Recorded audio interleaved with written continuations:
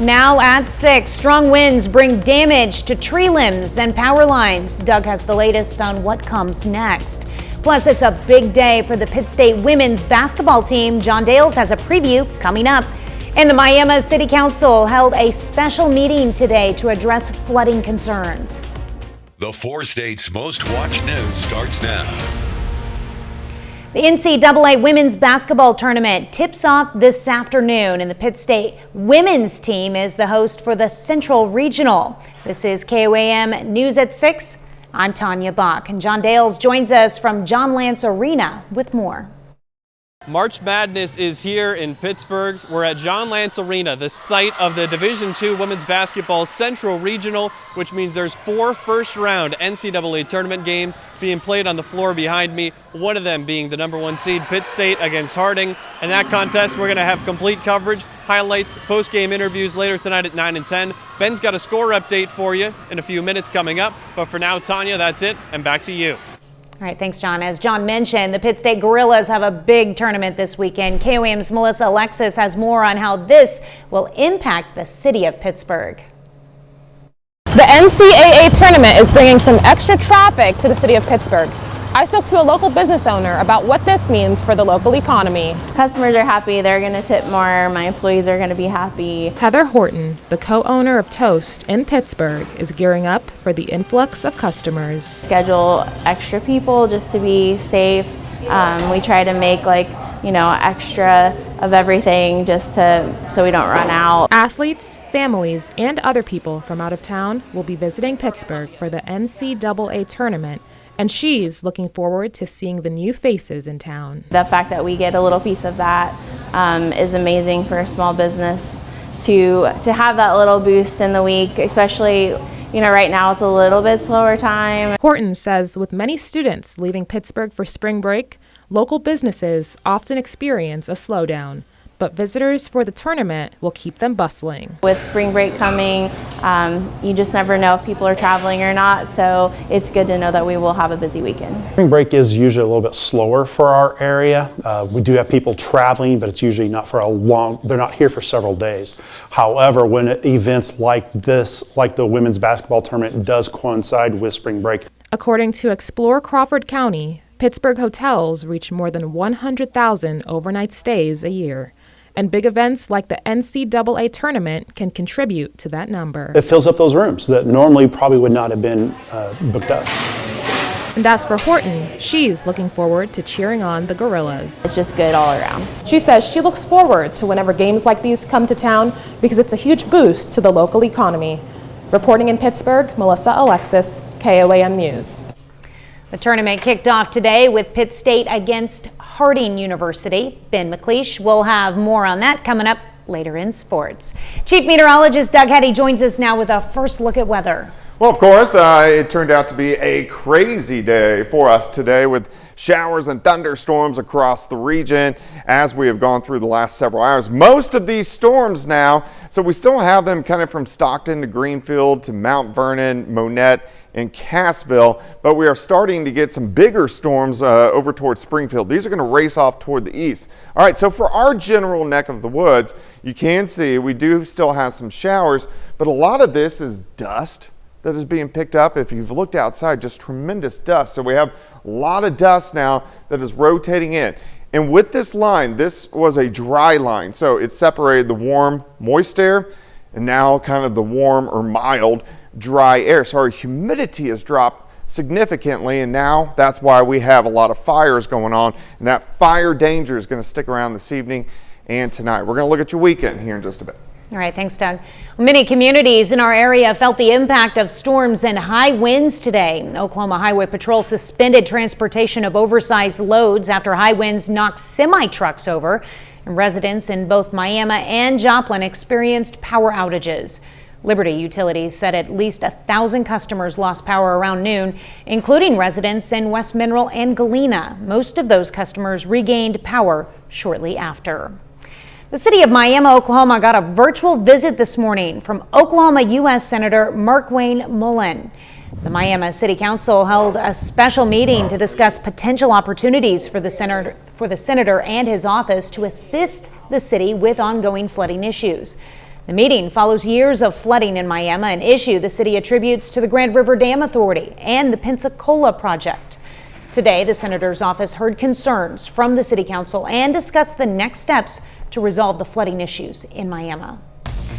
Well, the busy sports day continues for Pitt State as the softball team takes on MSSU in a doubleheader coming up. But up first, 2 Joplin nonprofits are merging, hoping to create a future together. I'm Samantha Walker, and I'll have that story coming up. 2 Joplin nonprofits are merging, hoping to create a future together. Both One Joplin and Active Lifestyle Events are organizations hoping to support the health and safety of the community. KOAM's Samantha Walker has more on how they're celebrating taking on that under one name. One Joplin and Active Lifestyles Events met here at Joplin Avenue Coffee House for both a figurative and literal passing of the baton between the 2 organizations. Merging with One Joplin as one part of their mission fits very well with our mission of health and fitness in our community.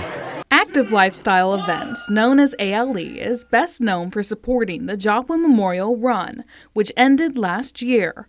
The organization planned on ending as well, until leaders with One Joplin reached out about ALE merging with them to help support their health initiatives. When we come together, the greatest thing that we have is each other.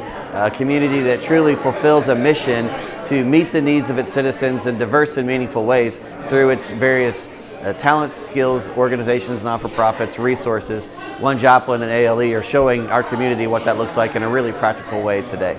We knew that the passion that we brought to the table in our organization the legacy would be carried on in One Joplin. That belief that health and fitness will be emphasized in the Joplin community for years to come is what made Dennis so excited for ALE to merge under the One Joplin name. Now with all of the new trail projects, the biking projects, it's super excited to see this community really embracing health and fitness. It feels really good to see our legacy be carried on and for it to become health and fitness to become an even bigger part of this community going forward. The president of ALE plans to join the One Joplin team this year, further tying the 2 organizations together. Reporting in Joplin, I'm Samantha Walker, KOAM News. Organizers say health is just one area of focus for One Joplin, but it ties into other teams such as poverty and education and literacy. Well, a little later, PSU's women's basketball team has a shot at redemption. Ben McLeish has more on the Gorillas' chances coming up in sports. Plus, it looks like the winds and that fire danger sticking around tonight. I'm going to have those details coming up. When it's time to see the arts.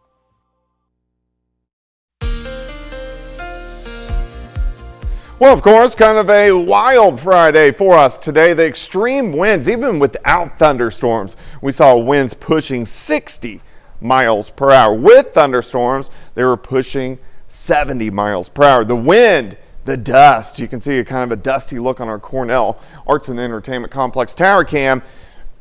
The wind, the dust, the low humidity now is going to stick around, that fire danger as we go through the rest of the evening hours, and then things greatly improve as we go into the weekend, but definitely dusty out there. All right, so we got high wind warnings everywhere. This is all the pinkish color. Severe thunderstorm watch is pretty much done for us. You can see all the warnings, even a little tornado warning on the north side of Springfield. So all the severe weather is out of here, which is good news, but we still have that wind and fire danger as we go through the rest of the evening hours. Look at these storms quickly fired up about 2 p.m.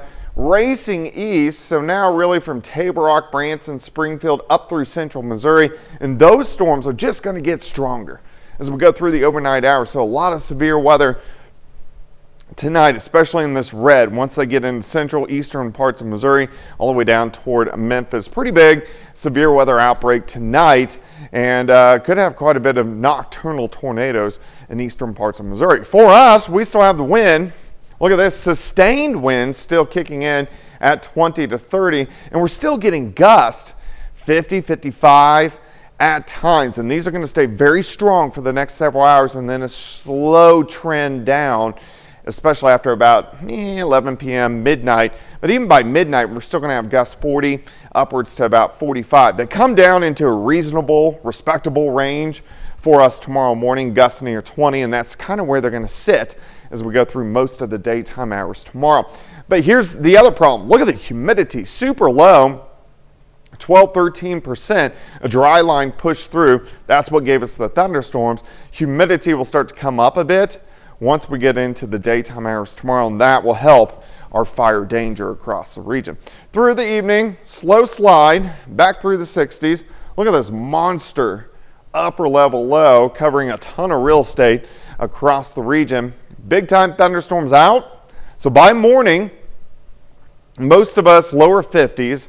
As we go through the morning hours, mostly cloudy skies. Could see a sprinkle or two, and maybe a sprinkle or a random shower late in the day. High temps, not bad, near 60.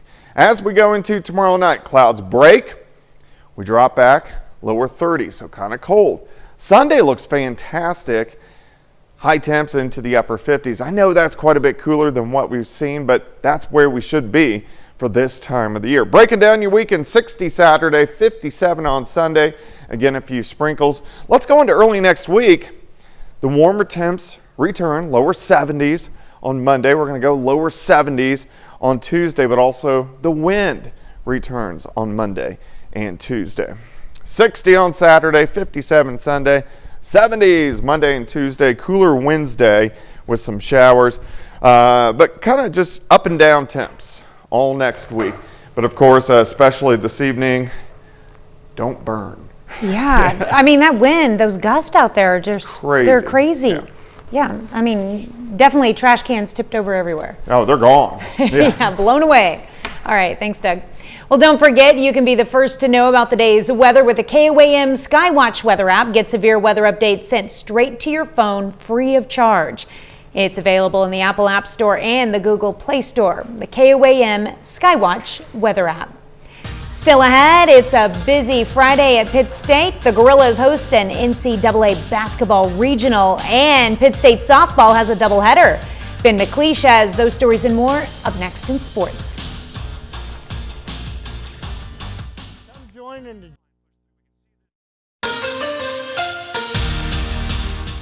Pittsburg State women's basketball has a shot at a redemption tonight. A year ago, the Gorillas lost in the first round in the NCAA tournament to Harding.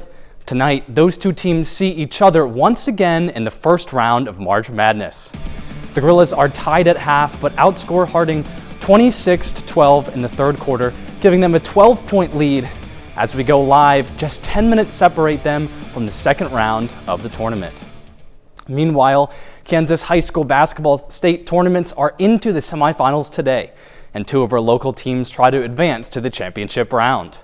We'll start with Galena boys basketball in the Class 3 semifinals. The Bulldogs' undefeated season comes to an end with a 60-42 loss to Heston. It was a great run for Galena, but they're not quite done yet. They'll take on the loser of the Silver Lake-Goodland game on Saturday with hopes of a third-place finish in the state tournament. Over in the girls' Class 2A state tournament, Colgan tries to advance to the state title game. The Lady Panthers are coming off a 4-point win over Valley Heights in the quarterfinals. Tonight, they face Donovan West. That game is set to tip off at 8 in Manhattan. And it's a busy day over at Pittsburg State, not only for the Gorillas host the NCAA basketball tournament, they've got a softball doubleheader. It's game 1, PSU takes on Northern State, and we've got some extreme windy conditions in the first inning. But that doesn't stop Amaya Snyder from hitting this bomb to right field, and it's gone. Gorillas lead 3-0 after 1. The Wolves' Maddie Jones responds with a solo homer in the second, but Ava Laurent remains composed, gets the batter to ground it to the shortstop, and Heather Arnett makes the quick throw to get the runner out just in time. Later in the inning, runner on second, Laurent strikes out Courtney Hennon to get out of the jam. Now bottom of the inning, the game is delayed due to lightning in the area. But when we return, the Gorillas pick up right where they left off and score 12 more runs, blowing out the Wolves 15-1 in 5 innings. So far, Game 2 isn't quite as high scoring. As we go live, we're all knotted up at 0 still in the first inning. Missouri Southern softball also has a doubleheader this afternoon. The Lions are at home against Minnesota State Moorhead. The Lions have another big day, blowing out the Dragons not once, but twice. First 8-2, then they mercy rule them 13-4 in 5 innings. That makes 5 wins in a row for Southern, and they'll go for 2 more tomorrow with a doubleheader against Concordia St. Paul. Both our local MIAA baseball teams play at home today as well. Missouri Southern hosts Arkansas Fort Smith, and it's a tight one in Joplin. At last look, the Lions trail 7-5, top of the 8th. They still have 2 innings left to tie it up. And back in Pittsburg, the Gorilla baseball team's game against Northwest Missouri was postponed due to inclement weather. So PSU will make up the game tomorrow, playing a doubleheader with the Bearcats starting at 1. Trying to play softball, baseball, especially in the wind, it's either going to really help you or really hurt you. That's for sure. Yeah, and I think it certainly helped today with a 15-run game for the Gorillas. Somebody was catching it just right. All right. Well, that's it for sports. We're back after this. And Ashley, we're so. Here's a look at what's coming up on KOAM News at 9 on Fox 14. We'll have the latest on the NCAA tournament taking place in Pittsburgh and where the host team stands. Plus, it's National Kidney Month. We'll hear from experts who debunk some common myths surrounding kidney donations. And we'll take a trip to Grove, Oklahoma for a home and garden event. Those stories and a lot more tonight on KOAM News at 9 on Fox 14. Well, a topping out ceremony at MSSU brought out members of the public, staff, and students at the school, and even the governor of Missouri. The ceremony, where a beam signed by members of the campus community was set into place, took place at the Roy Blunt Health Science Innovation Center and symbolized the completion of the center's structural framework. Taking them out of the classroom and giving them a hands-on ability in life sciences and all the different criteria that they'll be able to use in that building, it's a big difference. And you hear people talk about workforce development all the time, and I'd like to say this is a physical building that represents workforce development. The Roy Blunt Health Science Innovation Center will offer students state-of-the-art educational facilities in addition to classrooms, laboratories, simulation spaces, and healthcare technologies to support students pursuing degrees in health sciences. All right, final check of the weather. Yeah, crazy day for us today. Without the thunderstorms, we have winds gusting near 60, with them near 70. Thunderstorms are gone now, but the wind and fire dangers stick around at least through the overnight hours tonight. Now, as we get into the weekend, I know it's cooler, but this is actually right where we should be for this time of the year. Upper 50s to near 60, not near as windy, but the winds return on Monday and Tuesday. Not this bad, but they return. We also warm into the 70s. Rain chances by Wednesday, but overall weekend looks pretty good. It's going to be nice to get rid of these insane winds. And the Pitt State men's baseball team will get to continue tomorrow with better weather conditions. All right, do you have a final sports note? Yes, Gorillas women's basketball are playing right now at Pitt State. If they win, they'll advance to the second round of the March Madness tournament, and they're going to look to get revenge because Harding actually beat them last year. All right. Well, we hope they win. Well, thank you for watching. We will see you right back here at 10. Have a great evening and an even better weekend.